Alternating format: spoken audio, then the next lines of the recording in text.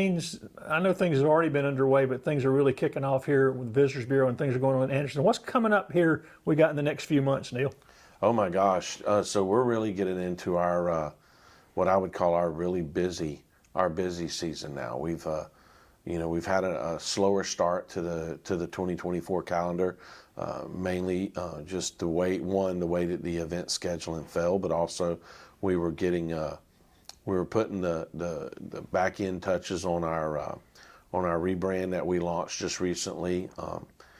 With the new website and the new logo and tagline and colors and all those things. So that was, there were some days that I felt like we needed some events just to break the monotony of all of the work that we were doing. But now that we've got that taken care of event-wise coming up, in the month of April, we're going to see the Association of Collegiate Anglers, ACA. It's a fishing organization out of Texas, and they've been doing college fishing. They've been holding college fishing events for going on 20 years. They longer than Major League Fishing, longer than bass. They're kind of the original tournament organization for college fishing, and so we've forged a relationship with them. We hosted their championship last year. We have just a regular season event. The Hartwell Slam is what they're calling it. It's coming up here in a few weeks. And so we have that event coming up, college fishing. Their registration numbers have been really, really good. They're expecting that event to exceed 250 boats of college anglers, which will be in here on the 11th through the 14th of April. We're working diligently with Anderson County and the city of Anderson on the upcoming INMC event. We're working on that event in several different facets, one being a lake night that we're going to host out at Green Pond Landing with Anderson County Parks to not only show off the lake as one of our greatest resources, but also Green Pond Landing, which obviously is a top 5 facility of its kind, in the entire country. So, and this is you said the acronym, but remind people what this is. The INMC is the International Network of Michelin Cities, and that's an event that's coming to Anderson here coming up in just a few weeks. And so we've worked, like I said, we've been working very diligently on that event. We'll have the lake event that we're working on that Wednesday, and so that should be a lot of fun. Then, as we head into May, we're going to host ABA, American Bass Anglers, for their military championship. They do a military event every year that's it's a team event, and it's open to active or retired military. And so we'll have that event. It's the first week of May. The second week of May, we have the National Professional Fishing League, the NPFL. It's a newer professional organization, but they'll be here in the month of May. And then in the month of June, we'll have the TBF High School. TBF, which stands for the Bass Federation, will have their High School Fishing World Finals and National Championship here in June. We had them here last in 2021, an event that brought, at the time, the largest event that was held on the lake. It was 408 boats. That number was exceeded last year when the Bassmaster High School National Championship had 481 boats. So we're looking at another 400 boat number, but that'll be a great event for us in the month of June. And then as you look beyond that, kind of as you wrap up June and head into July, we're working with the town of Iva and the Iva Rec Commission, and working with them in hosting Dixie softball, a Dixie softball state tournament with 4 different age groups. So, and that'll lead into the July 4th weekend, but we'll have a state softball tournament here, 4 different age groups, expecting, I think, somewhere in the neighborhood of 30 teams with young girls, everything from the 6 and 7 year olds up to the 17-year-olds. And so we're working with them on the planning and some of the organization for that. A couple of things that we have gotten into this year is something that I've been working on here at Visit Anderson for the past several years, is looking at other ways to utilize Green Pond with the fishing events. So we've had some television shows come in here and film each of the last 2 years to promote the lake and promote the facility, but also with the tournaments itself that we've hosted, we've done a really good job there. But we've also gotten into like corporate level events. And so we've, just a few years ago, we hosted 2 fishing industry organizations, Seagar, which makes line, and Z-Man, which is a South Carolina-based company out of Ladson. They make a variety of different tackle and baits and things like that. They came together and wanted to do a media event, so they invited some media in and some of their anglers and did an event on the lake. Well, we've tried to secure some more of that business. We have a group coming in here in May called the Outdoor Brand Team, and they represent, Outdoor Brand Team represents about 7 or 8 different companies in the fishing industry. And so they're going to come here for about 4 days in May.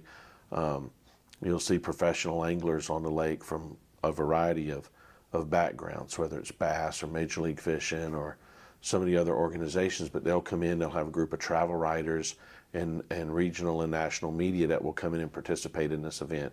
They'll be shooting content, writing, and they're going to use our community and lake to have that event. So that's going to be a lot of fun for us. It'll get us in front of a lot of eyes, a lot of folks to be able to write and photograph, the lake and the area. We're doing, again, corporate-wise, we've got a corporate event coming up in April with a group out of St. Louis called First Form. First Form, PHORM. It's a company that makes nutritional supplements and vitamins, but they're running a contest with some of their folks, and the contest, they've got 10 winners that they're selecting, that are going to get to come to Anderson and spend a few days. And they're working with the National Professional Fishing League, the NPFL, where they're going to supply 10 anglers and their stage trailer to come here, and they're going to pair the contest winners up with the anglers, and they're going to have like a fun couple of days on the lake, fishing tournament kind of thing, and they'll do a meal here and give out all kinds of swag and everything to the contest winners.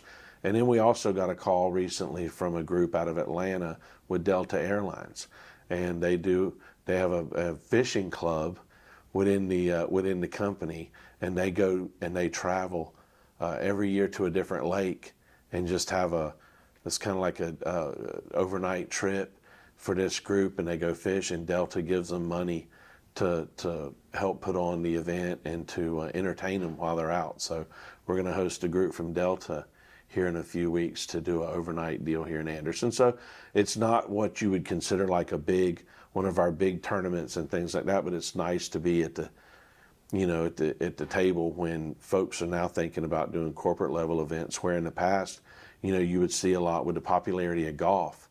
People would do corporate level golf tournaments, golf events, golf trips. We're seeing that now with fishing. And so it's nice to be able to host some of those opportunities. Is professional fishing continuing to grow? It is. And I'll tell you, the professional numbers are good. The popularity obviously continues to grow. Where the real growth and the real numbers are in the youth numbers. The college fishing numbers are up. The junior and high school division fishing numbers are up. And more school teams. More school teams, more people participating within those teams.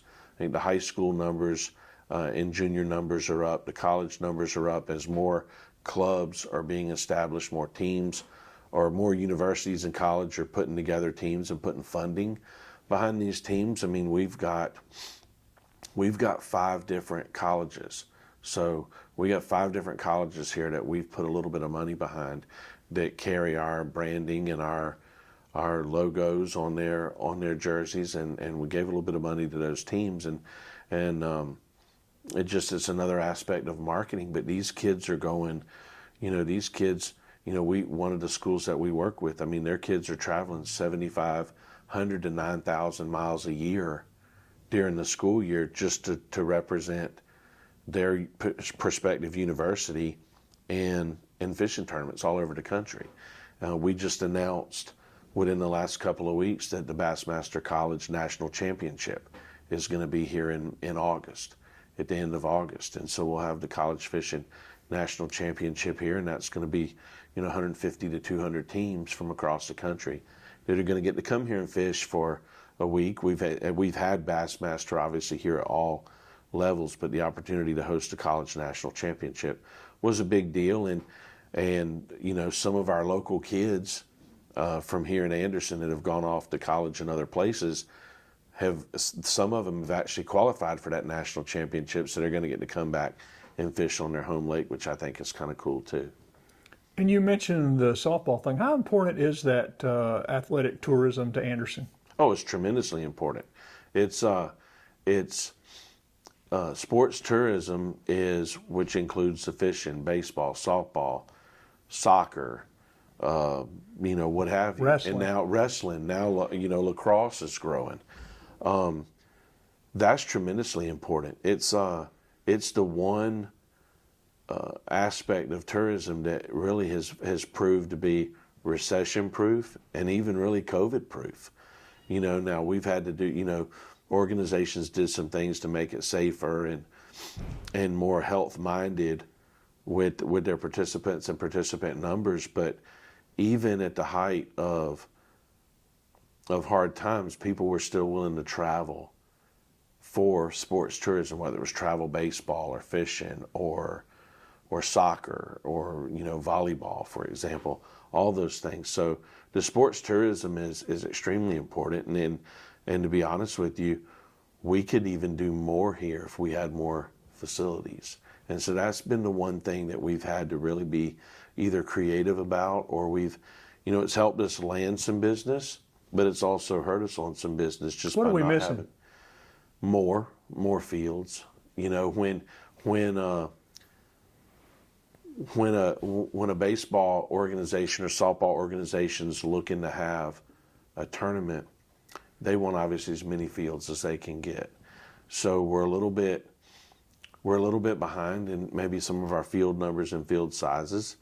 It's forced us really to kind of be creative with how we do some of the things that we've done. Like, for example, we have soccer tournaments and soccer events here, but we've had to scale back, and we can't go after large events because we only have the 3 fields over at ASEC.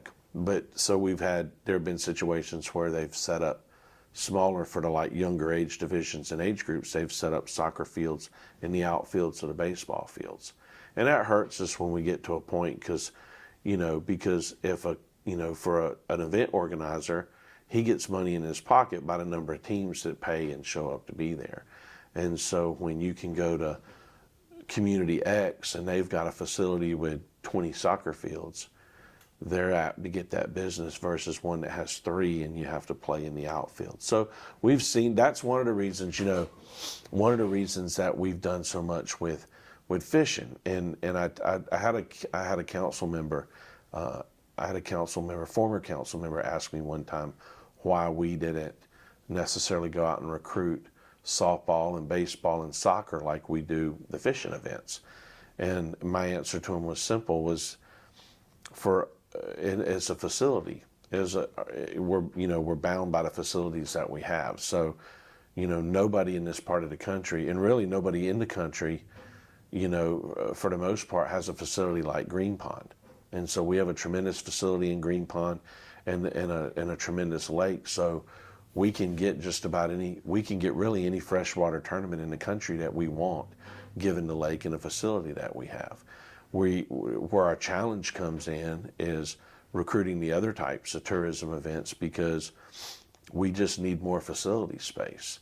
When an event organizer, I think, and I don't have the number at the tip of my tongue, but between here and Rock Hill, as I call it, along the 85 corridor, there's 175 ball fields at different community complexes and facilities. Well, of that nearly 175 ball fields, we've got 5 or 6 of them, right? So when an event organizer goes to another, we're getting the business that we can get based on the facilities that we have. We're not getting the business that's going to larger destinations with more fields, with more field and facility space, because we're losing that battle every day of the week because we don't have the space, if that makes sense. So from that standpoint, sport, and it's not a bad thing. It's the hand of cards that we have. So for us, for us here at Visit Anderson and what we do, the right thing to do is, and somebody once told me when I first became the director here, sell what you got. Don't sell something you don't have. Don't try to be somebody you're not. So for us, fishing's always going to be first. We have a tremendous lake. We have a fishing supportive community, and we have one of the top 5 facilities in all of America for hosting tournaments and events like that. So we're always going to be fishing first, and when we can host a baseball, when we can host a softball or soccer or lacrosse or, the state wrestling championships like we've had since 2011, when we have those events, we're going to go make the best of them. You just gone through like you mentioned, the rebranding and doing some things. What do y'all hope to do with that moving forward? What are some of the goals you want to do here in the next couple of years? Really want to kind of continue to spread our message across the board. I think that our look here, I think our look needs to represent kind of what we've done as a county and as a community as a whole, and that's continue to grow. So I think for us, directionally, I want to see us improve our marketing efforts, whether that's marketing for sports tourism, whether that's marketing for events, whether it's marketing for like other forms of tourism, whether it's group travel, meetings and conventions, things like that. We want to stay at the forefront of those types of opportunities. But I feel like our efforts also need to be a better representation of our community, which means, we're actively trying to build our, update and build our inventory of photography. We want to get into more, part of our plan, because what we've done to this point with the website, with the logo, with the rebranded type stuff that we've done to this point is there's a whole, we've just completed the first 2 phases of our plan. So the following phases are going to include, new marketing materials, blogs. We're going to get into a lot of blog writing here and doing some things like that, featuring more things individually. But then also we want to continue to grow and expand, whether it's doing some more video, eventually doing podcast where we feature folks in the community and things like that. So there's the method to the madness was getting the logo, the colors, the tagline, the website, was to get all that stuff done up front. And now we can start building into the other things. But we want to continue to grow, just like our community's grown. And ultimately, all these things have an economic impact on this community as well. Oh, 100%. And it's something that I think the thing that I'm probably most pleased with and most excited about with the recent rebrand has been how functionally it will work within the county and the city. So the city can take what we're doing, and there were times I felt like that you could look at the county, look at the city, and then look at what we were doing, and sometimes it looked like 3 different places. And I don't feel that way now. I think this rebrand, and with our website and with the development of the new colors and things, I think it aligns us with the county. I think it better aligns us with the county. It better aligns us with the city, and we can be a better representation of what we offer as a whole.